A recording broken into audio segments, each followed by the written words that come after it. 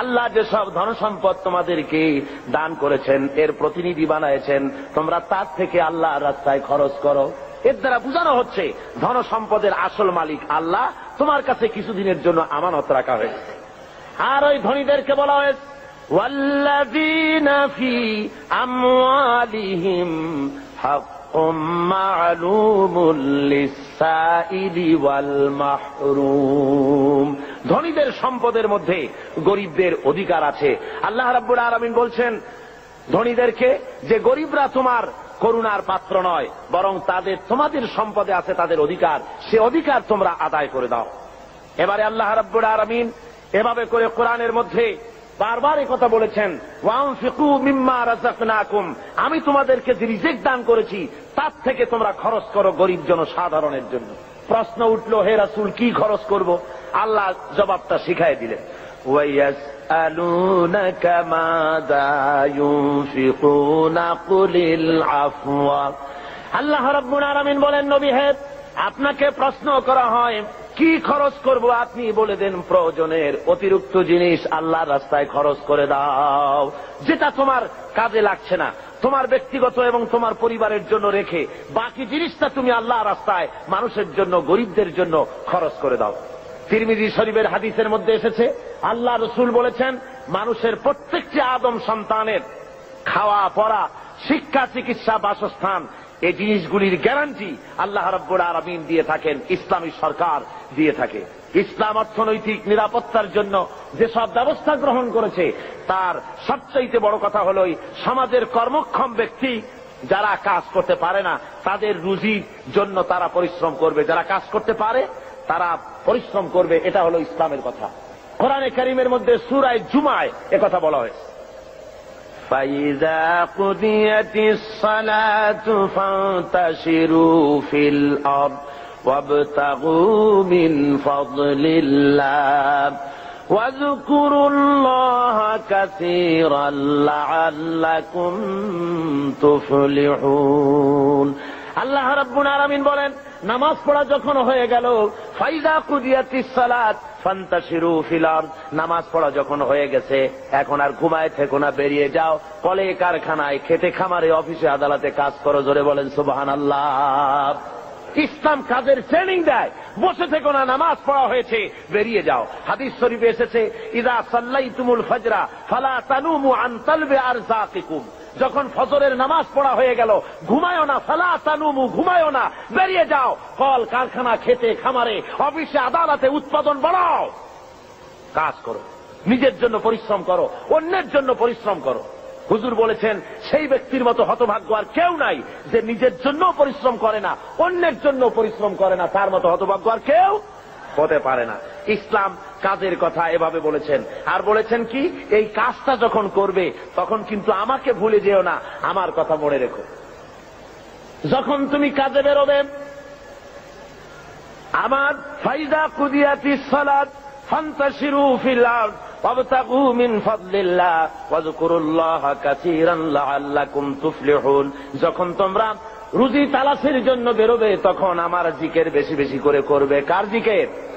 আল্লাহর জিকির। তার মানে এটা নয় যে অফিসে বসে আল্লাহু আল্লাহ করবেন, তারপরে জমিনে গিয়ে আল্লাহু আল্লাহ করবেন মুখে মুখে শুধু, তা না। জিকির মানে স্মরণ। জিকির মানে কি? এর মানে হলো আপনি যখন অফিসে বসবেন, আল্লাহ বলেন এটা তোমার রুজি কামাইয়ের জায়গা, অফিসে বসে যতক্ষণ থাকবে তখন আমাকে স্মরণ করবে।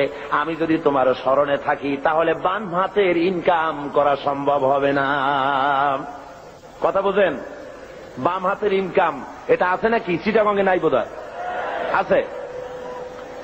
ঘুষের টাকা, অবশ্য বাংলাদেশে ঘুষ নাই। বাংলাদেশে ঘুষের প্রচলন আছে নাকি? না না, বাংলাদেশে ঘুষ গেছে বকশিস হইয়া। কয় যে আমার বকশিস দিতে। হযরতে ওমর ফারুক রাদিয়াল্লাহু তাআলা আনহুর জামানায় যাকাত কালেক্টররা যাকাতের টাকা নিয়ে আসছে, এসে বলছে, হে আমিরুল মুমিনিন, এই নিন, এই টোপলাটা হলো যাকাতের। আচ্ছা ওইটা কি? ওই যে ছোট টোপলাটা? ওইটা হলো আমার হাদিয়া, লোকেরা আমাকে দিয়েছে। হযরত ওমর বলছেন ওটাও জমা দাও। কয় এটা তো আমাদের লোকেরা হাদিয়া দিয়েছে। কয় যাও না, জমা দাও। এরপরে আমি তোমার চাকরি বাদ দিয়ে দিলাম, এখন যাও দেখি তোমার কেটে হাদিয়া দেয়। তার মানে ওইটা দিয়েছে তোমার চাকরির জন্য। সুতরাং ঘুষ খাওয়া হলো হারাম। ঘুষ খাওয়া কি? হারাম। আল্লাহ রাব্বুল আলামিন বলেন, যখন তুমি কলকারখানায়, খেতে খামারে, অফিসে যখন বসবে, আমার জিকির বেশি করে করবে, আমাকে স্মরণে রাখবে, তাহলে কোন ক্রমে তুমি ঘুষ তোমার বাম হাতের ইনকাম করতে পারবে না, আমার ভয় অন্তঃকরণে তোমার আসবে। এখন যে গভর্নমেন্ট ক্ষমতায় আছেন, এই গভর্নমেন্ট প্রথমে যখন ক্ষমতায় আসেন, এসেই তারা আসবার আগেই ঘোষণা করেছিলেন যে দুর্নীতির বিরুদ্ধে আমরা জিহাদ ঘোষণা করেছি, দুর্নীতির বিরুদ্ধে। এই ঘোষণার পর তারা ক্ষমতা এলেন। এর কদিন পরেই আমার মাহফিল ছিল বাইতুল মোকাররমে, তো ঘোষক সেখানে উপস্থিত, বোঝেন তো কে? তো আমি সেখানে বললাম মোনাজাতের মধ্যে যে আল্লাহ, যারা আজকে দুর্নীতির বিরুদ্ধে জিহাদ ঘোষণা করে ময়দানে এলেন, এরাই যেন কিয়ামতের দিন দুর্নীতির দায়ে আসামি হয়ে তোমার কাঠগড়ায় না দাঁড়ায়। আবার আজকে দেখা গেল সমাজের অবস্থা, যারা দুর্নীতির বিরুদ্ধে জিহাদ ঘোষণা করে এলেন, দুর্নীতি মনে হয় কোন সমাজের এমন কোন একটি রন্ধ্র নাই যেখানে দুর্নীতি আজ না ঢুকেছে। কি কোন ঠিক কিনা? সমাজের পরতে পরতে, সর্বস্তরে, রন্ধ্রে রন্ধ্রে ঘুষ, অনাচার, ব্যভিচার ঢুকে গিয়েছে। এই জন্য আল্লাহ বলছেন, আমি যদি স্মরণে থাকি তাহলে এই অন্যায় অবিচার করা তোমার পক্ষে সম্ভব হবে না। আল্লাহ রাব্বুল আলামিন এরপরে যারা কাজ করতে পারেন তাদের কি, যারা কাজ করতে পারে না, উপার্জনে অক্ষম যারা, তাদের জন্য আল্লাহ রাব্বুল আলামিনের রাসূল পাক সাল্লাল্লাহু আলাইহি ওয়াসাল্লাম বলেছেন যে যারা কাজ করতে পারে, তারা কর্ম কাজে যারা শক্তি নাই, তাদের প্রয়োজন তারা মিটিয়ে দেবে। ওয়ায়াকফুলু গানিয়ুহুম ফাকিরাহুম, তাদের সমাজের ধনীরা তারা গরিবদের খাবারের বন্দোবস্ত করবে, তাদের অভাব অভিযোগ প্রয়োজনকে মিটিয়ে দেবে। আল্লাহ রাব্বুল আলামিনের নবী বলেন, সেই ব্যক্তি মুমিন নয়, সেই ব্যক্তি মুমিন নয়। তিনবার বললেন। সাহাবায়ে কেরাম জিজ্ঞেস করলেন, ইয়া রাসূলুল্লাহ, কোন ব্যক্তি মুমিন নয়? হুজুর বলেন, যে ব্যক্তি পেট পুরে আহার করার পর ঘুমায় গেল, এই কথা জানার পরে যে তার প্রতিবেশী না খেয়ে আছে, এই কথা জানার পরে যে ঘুমায় গেল। আল্লাহ নবী বলেন, সে যত নামাজি আর যাই কিছু হোক না কেন, আল্লাহর কাছে সে মুমিন বলে চিহ্নিত হতে পারবে না। এর চাইতে উন্নত মানের কথা এই পৃথিবীতে আর কেউ বলতে পেরেছে? বলুন, কি বলেন? আর কেউ বলতে পেরেছে? আর কেউ বলতে পারেনি। রাসূল পাক সাল্লাল্লাহু আলাইহি ওয়াসাল্লাম বলেছেন, আইয়ু রাজুলিন মাতা জিয়ান বাইনা আগনিয়া ফাকাদ বারিয়াত মিনহুম জিম্মাতুল্লাহি ওয়া রাসূলি। আল্লাহর নবী বলেন, কোন ধনাঢ্য এলাকার ভিতরে কোন গরিব মানুষ যদি মারা যায়, কোন মানুষ যদি না খেয়ে মারা যায় কোন ধনাঢ্য এলাকার ভিতরে, তাহলে ওই এলাকার ধনী ব্যক্তিদের সঙ্গে আল্লাহর সাথে এবং তার রাসূলের সাথে কোনো সম্পর্ক থাকবে না, সমস্ত সম্পর্ক বিচ্ছিন্ন হয়ে যাবে। জোরে বলেন নাউযুবিল্লাহ। কোন ধনীদের এলাকায় যদি গরিব না খাইয়া মরে যায়, তাহলে ওই এলাকার ধনীদের সাথে আল্লাহর কোনো সম্পর্ক বাকি থাকবে না। রাসূল পাক সাল্লাল্লাহু আলাইহি ওয়াসাল্লাম একথা স্পষ্ট করে বলেছেন। তাই তো আমরা দেখেছি মুহাম্মদ সাল্লাল্লাহু আলাইহি ওয়াসাল্লাম যখন ক্ষমতায় ছিলেন, হুজুর বলেছেন, অর্থাৎ রাষ্ট্রীয় ক্ষমতায়, হুজুর বলেছেন, খায়রুল কুরুনে কারনি, সর্বশ্রেষ্ঠ যুগ হলো আমার যুগ। জোরে কোন সুবহানাল্লাহ। মানুষ দরজা খুলে ঘুমাবার সুযোগ পেয়েছে, না খেয়ে কেউ মরে নাই। আজকে তো লোকেরা মঞ্চের উপরে দাঁড়ায়, ইলেকশন আসলে পরে কত কায়দার লম্বা জামা গায়ে দেয়, দেখেন না? খদ্দরের জামা একেবারে আমাদের চাইতেও লম্বা জামা, দুই কোনাটা খুব বেশি করে লম্বা, কানাটা ফাড়া। এরপরে মঞ্চে এসে সুন্দর করে বলে, এবার যদি একবার চাইতে পারি ক্ষমতায়, না খাইয়া কেউ মরবে না, কিন্তু কি খাইয়া যে মরবে তাও তারা বলে না। ভাইরা আমার, মানুষেরা বুঝতে পারে না, আর এদের পেছনে দৌড়াতে থাকে। রাসূল পাক সাল্লাল্লাহু আলাইহি ওয়াসাল্লাম ইসলামী বিধানের মাধ্যমে মানুষের খাওয়া পড়ার, শিক্ষা, চিকিৎসা, বাসস্থানের গ্যারান্টি দিয়েছিলেন। রাসূল দুনিয়া থেকে বিদায় হলেন। হযরতে আবু বকর, হযরত ওমর, হযরত উসমান, হযরত আলী রিদওয়ানুল্লাহ তাআলা আলাইহিম আজমাইন দুনিয়ার বুকে শাসন করেছেন, পৃথিবীকে দেখায়েছেন রাষ্ট্র কেমনে চালায়। নিজেরা না খেয়ে জনগণকে খাবারের বন্দোবস্ত করেছেন। হযরত ওমর ফারুক রাদিয়াল্লাহু তাআলা আনহু তো রাতের আধারে ঘুরে ঘুরে বেড়াতেন, কে খেয়েছে, কে না খেয়ে আছে, কার বাড়ি অসুখ, কার বাড়ি ভালো, কি অবস্থা, এগুলি রাসূল পাক সাল্লাল্লাহু আলাইহি ওয়াসাল্লামের সাহাবী হযরত ওমর দেখতেন। মানুষের চাপ আর কিছু না। আমি আর ওদিকে লক্ষ্য করবেন, এদিকে লক্ষ্য করেন। আমি তো আপনাদের নিয়ে জিহাদের ময়দানে যাব। কোথায় যাব? তো এই রকমের একটা আওয়াজ শুনে, যদি মানুষের চিল্লানি আওয়াজ শুনে যদি ওদিক ফিরে তাকান, তাহলে আপনাদের নিয়ে জিহাদের ময়দানে যাওয়া যাবে? কি বলেন? সাহসী হতে হবে। দুর্জয় সাহসী হতে হবে। এখানে আর কিচ্ছু নাই, মানুষের বসা ছাড়া আর কোনো কিছু হওয়া সম্ভব নয়, যেহেতু এটা কোরআনের মাহফিল। কিসের মাহফিল? জোরে বলেন, কিসের মাহফিল? সুতরাং লোকেরা বসতে জায়গা পাচ্ছে না বলে প্রচন্ড ভিড়ে মানুষের অসুবিধা হচ্ছে, আর কিছুই না। আপনারা লক্ষ্য করুন, হযরত ওমর ফারুক রাদিয়াল্লাহু তাআলা আনহু রাষ্ট্রপ্রধান, আর রাসূল এমন রাষ্ট্রপ্রধান বানিয়েছিলেন, একদিকে রাষ্ট্রের প্রধান আর একদিকে মসজিদের ইমাম। জোরে বলেন সুবহানাল্লাহ। রাষ্ট্রপ্রধান যিনি হবেন, সেই এলাকার সবচাইতে বড় মসজিদে ইমামতিও তাকে করতে হবে, সে যোগ্যতা থাকা লাগবে। আমাদের দেশে রাষ্ট্রপ্রধান যত আসছেন, যদি শোনা যায় যে উনি আজকে বাইতুল মোকাররমে ইমামতি করবেন, মুসল্লি পাওয়া যাবে একটাও? কি বলেন, পাওয়া যাবে নাকি? হসপিটালের রুগীরা যদি শোনে যে ডাক্তার নাই, ইঞ্জিনিয়াররা আসছে চিকিৎসা করার জন্য, রুগী থাকবে একটাও? পাও ভাঙ্গা রুগীও হসপিটালের জানালা ভাঙ্গে বাইরে পড়বে ভয়তে, যে কোন জায়গার ইঞ্জেকশন কোথায় করে তার তো ঠিক নেই। সুতরাং লোকেরা বলবে, আল্লাহ এমন প্রেসিডেন্টের পিছনে নামাজ পড়া থেকে আমাকে রক্ষা করো, আমাদের বাঁচাও। রাসূল বানিয়েছিলেন এমন, যিনি হবেন রাষ্ট্রপ্রধান, তিনি হবেন মসজিদের কি ইমাম, তিনি অর্থনীতির ইমাম, তিনি গোটা দেশের ইমাম।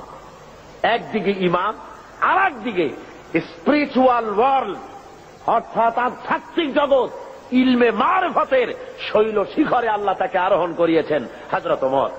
হযরত আলী রাদিয়াল্লাহু তাআলা আনহু, হযরত ওমর ফারুক রাদিয়াল্লাহু তাআলা আনহুর জামানায় খেলাফতের আমলে তিনি স্বপ্নে দেখছেন যেন মুহাম্মদ সাল্লাল্লাহু আলাইহি ওয়াসাল্লামের পেছনে তিনি ফজরের নামাজ আদায় করছেন মসজিদে নববীতে। নামাজ শেষ হয়ে যাওয়ার পর হযরত আলী রাদিয়াল্লাহু তাআলা আনহু তিনি দেখলেন যে মসজিদের দরজা থেকে একজন বুড়ি প্রবেশ করলো একটা পাত্র নিয়ে। রাসূলের কাছে এসে বলছেন, ইয়া রাসূলুল্লাহ, এই পাত্র ভরা খোরমা আমার বাগানের, আপনি খান, সাহাবায়ে কেরামদের মধ্যে ভাগ করে দেন। রাসূল জিজ্ঞেস করলেন, পাত্রটা নিয়া, মিয়া তোমার নাম কি? বলছে, আমার নাম জুবায়ের। নাও 5টা, তোমার নাম? আমার নাম সাঈদ। নাও 7টা, তোমার নাম? জাবের। নাও 3টা, তোমার নাম? আমার নাম আবু সাঈদ খুদরি। নাও 6টা। এভাবে ভাগ করতেছেন। দিতে দিতে সর্বশেষ হযরত আলী, হুজুর বলছেন তুমি কে? হযরত আলী বলেন, হুজুর আমি তো আলী। নাও 1টা। হযরত আলী হুজুরের কাছের থেকে খোরমা নিয়ে নিজের মুখের মধ্যে দিয়ে চিবোচ্ছেন। হযরত আলী স্বপ্নের ভিতরে রাসূলের দেওয়া খুরমার দানা মুখের ভিতরে দিয়ে চিবোচ্ছেন। এমন সময় কানের মধ্যে আজানের আওয়াজ চলে গেল, ফজরের আজানের, আসসালাতু খায়রুম মিনান নাওম। হযরত আলীর ঘুম ভেঙে গেল। তিনি ঘুমের থেকে জেগেছেন ঠিকই, কিন্তু মুখের ভিতরে রাসূলের দেওয়া খুরমার স্বাদ তার মুখের মধ্যে তখনও বিরাজমান। আল্লাহর নবীর জান্নাতি সুগ্রাণ তখনও হযরত আলীর ঘরের মধ্যে তখনও রয়েছে। হযরত আলী উযু করে মসজিদে নববীর ভিতরে চলে গেলেন, যায় দেখেন হযরত ওমর ইমামতি করতেছেন। নামাজ শেষে ওমর যখন পিছনে ফিরেছেন, হযরত আলী দেখেন মসজিদের ভিতরে একজন লোক ঢুকলো। মসজিদের ভিতরে একজন বুড়ি ঢুকলেন, হাতে একটা পাত্র নিয়ে এসে বলছেন, হে আমার আমিরুল মুমিনিন, এটা আমার বাগানের, আপনি নিজে খান আর রাসূলের সাহাবীদের মধ্যে ভাগ করে। হযরত ওমর ফারুক রাদিয়াল্লাহু তাআলা আনহু খোরমার পাত্র হাতে নিয়ে বলছেন, তোমার নাম কি? কয় অমুক না ওই কয়টা। তোমার নাম কি? অমুক নয় ওই কয়টা। দিতে দিতে হযরত আলীর বেলায় বলেন, আলী তুমি কে? কয় আমি তো আলী। কয় তুমি নাও 1টা। হযরত আলী বলেন, ভাই ওমর, তোমার কাছে তো খুরমা আরো আছে পাত্রে দেখা যায়, আমার ঘরে ছেলে পেলে আছে, দিলে তো তুমি আরো দিতে পারো, আমার 1টা কেন দিলে? একাধিক দাও না কেন? হযরত ওমর বলেন, ওরে আলী, বিগত রজনীতে স্বপ্নের ভিতরে যদি নবী মুহাম্মদ রাসূলুল্লাহ সাল্লাল্লাহু আলাইহি ওয়াসাল্লাম তোমারে একাধিক খুরমা দিতেন, আমি ওমরও তোমাকে একাধিক খুরমা দিয়া দিতাম। কেমন রাষ্ট্রপ্রধান! আমিরুল মুমিনিন হযরত ওমর ফারুক রাদিয়াল্লাহু তাআলা আনহু। মানুষের একদিকে আমিরুল মুমিনিন রাষ্ট্রপ্রধান, আর একদিকে দুয়ারে দুয়ারে ঘুরে বেড়াচ্ছেন, কে খেতে পারতেছে কে খেতে পারতেছে না, সব ঘুরে ঘুরে তিনি দেখতেছেন। একবার তিনি এক মুসলমান বাহিনী, ইসলামী বাহিনী যুদ্ধ করতে গেছে, জিহাদের ময়দান থেকে ফিরে আসতেছে তারা। তিনি খবর নেওয়ার জন্য এগিয়ে গেলেন, খবর নেওয়ার জন্য এগিয়ে গিয়েছেন। প্রতিমধ্যে এক বুড়ির সঙ্গে দেখা। বুড়ি জিজ্ঞেস করেন, ভাই মিয়া, তুমি কি জানো হযরত ওমর কোথায় গেছে? হযরত ওমর পথে নিজের পরিচয় দেওয়া সঠিক মনে করলেন না। তিনি বললেন যে ওমর এই দিকে গেছে, নিজের দিকে দেখালেন। বুড়ি মনে করছে ওই দিকে গেছে। হযরতে ওমরের কথার পর বুড়ি বলছে, পথিক, তুমি কি জানো ওমর কেমন আছে? কয়, হ্যাঁ জানি তো, ভালো আছে। কয়, তুমি তো বলছো ভালো আছে, আমি বলি ওমর নিপাত যাক। হযরত ওমর বললেন, মা তা কেন? কয় যে আমি আজকে 3-4 দিন পর্যন্ত বাইরের থেকে এসেছি, আমি মদিনার লোক না, তো আমি এখানে আছি, খলিফার কাছেও যেতে পারি না, আর আমিও আমার খাবার ঠিক মতো পাই না। সেই জন্য অসন্তুষ্ট হয়েছি যে তিনি বলেছেন ফোরাতের কূলে যদি একটি ছাগল, একটি কুত্তাও যদি মারা যায় না খাইয়া, আমি ওমর দায়ী হব। তা আমি তো মানুষ, আমি তো খাবার পেলাম না, সেই জন্য আমি অসন্তুষ্ট হয়েছি। তারপরে হযরত ওমর বলছেন, বুড়িমা, তুমি ওমরের উপরে খুব নারাজ হয়েছে দেখা যায়। তো হযরত ওমর তো খুব ব্যস্ত, যুদ্ধ চলতেছে বাইরে, আর সমস্ত জিনিস নিয়ে তিনি খুব ব্যতিব্যস্ত আছেন। তা তুমি কি হলে ওমরের প্রতি খুশি হও? বুড়ি বলছে, তোমাকে তো খুব ওমর ভক্ত লোক বলে মনে হয়, তা দাও তো দেখি আমাকে এতগুলো দিনার, তাহলে আমি খুশি হই। হযরত ওমর পকেটে হাত দিয়েছেন সে পয়সাগুলি বের করার জন্য। এমন সময় যে এলাকায় মুসলমানেরা যুদ্ধ করতে গিয়েছিলেন, সেই এলাকা থেকে তারা ফিরে এসে প্রতিমধ্যে হযরত ওমরকে দেখে বলছেন, আমিরুল মুমিনিন, খলিফাতুল মুসলিমিন, আল্লাহর শুকর যে আল্লাহ আমাদেরকে জয়ী করেছেন। শুনে বুড়ি যখন শুনল যে আমিরুল মুমিনিন, সে ভয়তে থরথর করছে, সর্বনাশ, হযরত ওমরের সামনে আমি বলছি যে ওমর নিপাত যাক। বুড়ি তখন করজোরে বলছে, আমিরুল মুমিনিন, আমি বুঝতেই পারি নাই, ভুল করেছি, আপনার সামনে আপনার নিপাত কামনা করেছি, আমি বুঝি নাই, আমারে আল্লাহর হস্তে মাফ করে দেন। হযরত ওমর বলেন, বুড়ি মাফ করা লাগবে না, আমার উল্টা মাফ চেও না, বরং আমি মাফ চাই। তুমি বলার আগে আমি যে তোমার ক্ষুধার খবর নিতে পারি নাই, এই জন্য তুমি কিয়ামতের ময়দানে আল্লাহর দরবারে আমারে তুমি আসামি বানাইও না। ইসলাম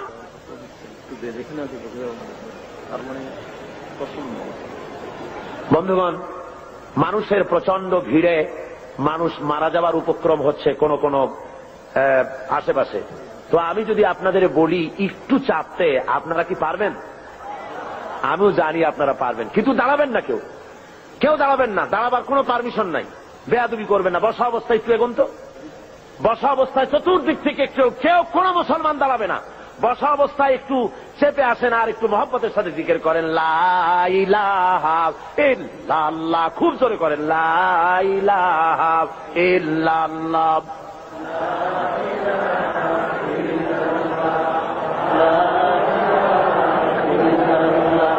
লা ইলাহা ইল্লাল্লাহ, লা ইলাহা ইল্লাল্লাহ, লা ইলাহা ইল্লাল্লাহ, লা ইলাহা।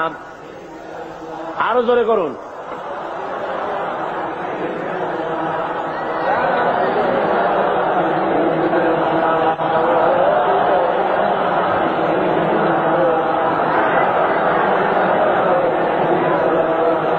লা ইলাহা ইল্লাল্লাহ, লা ইলাহা,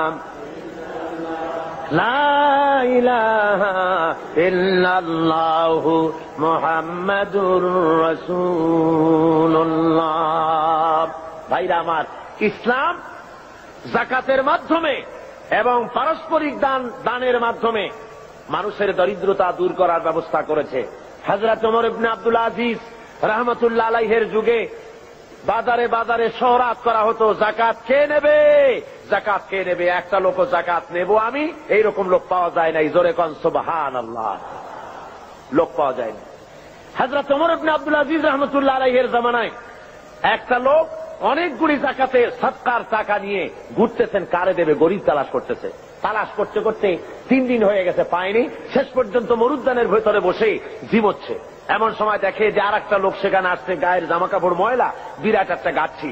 তারে বলছে, আসসালামু আলাইকুম ভাই, আল্লাহর মেহেরবানি আপনারে পাইয়া গেছি, আমি আজকে 3 দিন পর্যন্ত সদকার টাকা নিয়ে ঘুরতেছি, কারে দেবো কোনো লোক পাই না, আপনার মতো একটা গরিব লোক পাইয়া গেছি, আপনি দয়া করে আমার টাকাগুলি নিয়ে আমারে বাঁচা। ওই লোকটা বলছে, মিয়া তোমার মাথায় স্ক্রু ঢিলা টিলা নাকি? তুমি কি মনে করছো আমার ওই টোপলার মধ্যে ছেঁড়া খাতা? আমার টোপলার তোমার ওর মধ্যে কয় টাকা?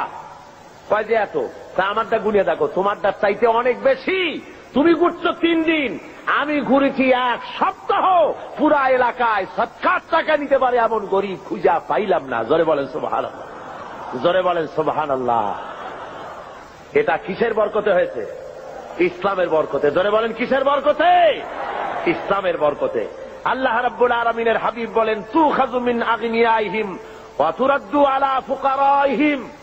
ধনীদের কাছ থেকে যাকাত নাও আর গরিবদের কাছে দিয়ে দাও। যদি যাকাত দিতে কেউ অস্বীকার করে তাহলে